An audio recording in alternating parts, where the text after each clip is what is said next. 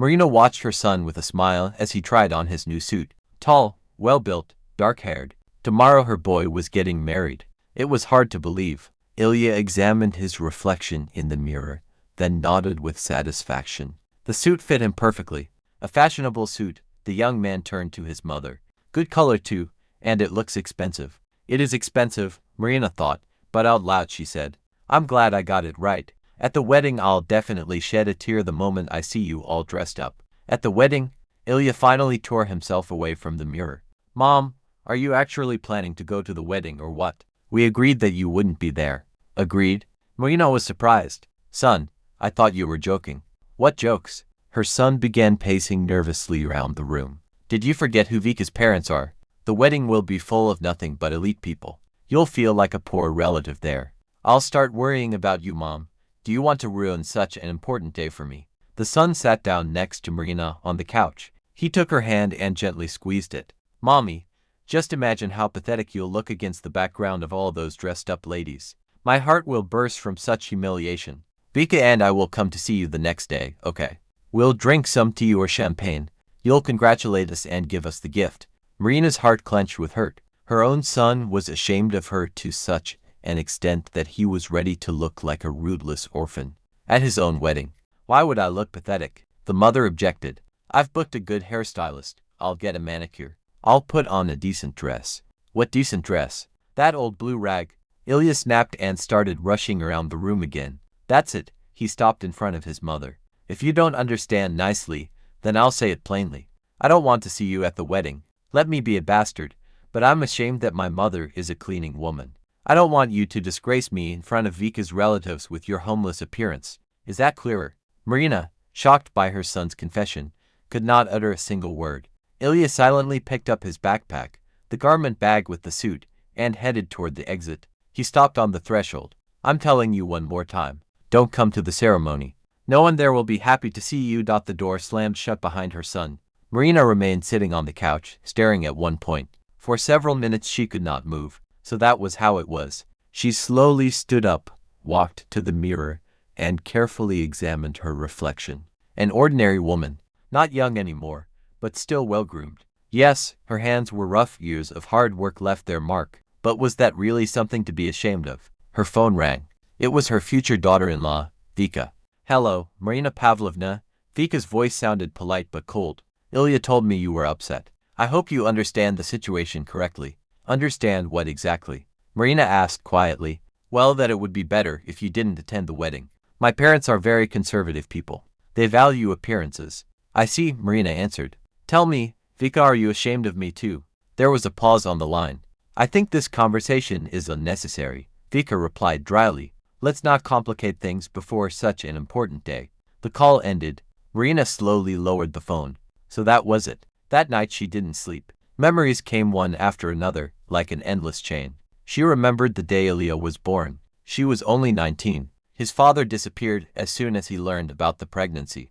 Marina never saw him again. She remembered the tiny room in the dormitory, the constant lack of money, the sleepless nights. She remembered how she worked 2 jobs so her son would have everything. She remembered how she stood outside the school gates, afraid to come closer because the other parents looked at her with disdain. She remembered how Ilya once asked her, Mom, why don't you work in an office like everyone else? She remembered how she smiled and said, because someone has to clean those offices too. She had always been proud of her honesty, of her work, of the fact that she never stole, never lied, never begged. But apparently, none of that mattered anymore. In the morning, Marina made a decision. She took out the old box from the closet. Inside were documents, letters, photographs. She carefully opened it and took out a worn envelope. Inside lay papers that she had sworn never to show anyone. She looked at them for a long time.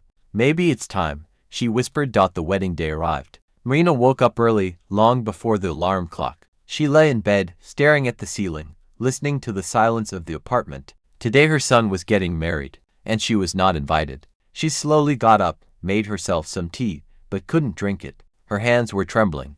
After a moment of hesitation, Marina went to the wardrobe and took out the dress she had prepared for the wedding. A simple, elegant dress.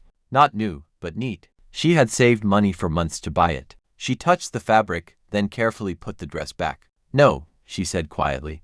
I won't humiliate myself. Instead, she opened the old box again. She took out the documents and placed them in her bag. Then she put on her coat, locked the door, and left. The wedding ceremony was in full swing. Elegant guests filled the hall.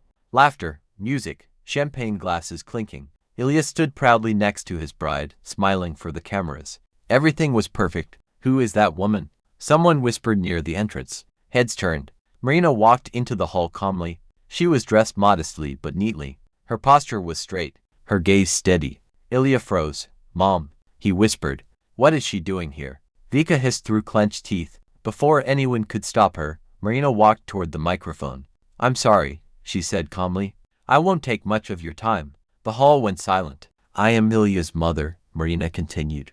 I was told that my presence here would be inappropriate, that I would disgrace my son. She paused. But before I leave forever, I want to tell you the truth. She took the documents out of her bag. My son grew up believing I was just a cleaning woman. A nobody. Someone to be ashamed of. She looked directly at Ilya. But what he doesn't know, and what none of you know, is that everything he has today exists because of one decision I made many years ago. Part 4, Literal Translation Revelation 25 years ago, Marina continued. I worked as a cleaner at a private company. One night, I accidentally overheard a conversation. A serious crime was being planned. People were going to suffer. I went to the police. Her voice did not shake. I testified. I provided evidence. Several influential people were arrested. A murmur ran through the hall. They threatened me. They followed me. They offered me money to stay silent. I refused. She took a breath. I was given a choice. Disappear, or go to prison under a different charge for my own safety. I chose prison. Gasps filled the room. I served 7 years. Officially for fraud. And officially for refusing to stay silent. She looked at her son again. All those years, my child believed his mother was just a nobody. And I let him believe that, so he could live safely. Marina placed the documents on the table near the microphone. These are official papers. Court records. Witness protection agreements. I never wanted gratitude. I only wanted my son to live with dignity. She stepped back. That is all. Part 5, Literal Translation. Ending. The hall was completely silent. Ilya stood pale, unable to move. Vika's parents exchanged uneasy glances. Someone began to clap. Then another. And another. Applause filled the room. Marina turned and walked toward the exit. Mom! Ilya shouted. She stopped, but did not turn around. I'm sorry, he said, his voice breaking. I didn't know. I swear, I didn't know. Marina slowly turned. I know, she said softly. That's the most painful part. She left. Later that evening, Marina returned to her small apartment. She took off her coat, sat down at the table, and finally allowed herself to cry. Not from pain, from release. For the first time in many years, she felt free. The end.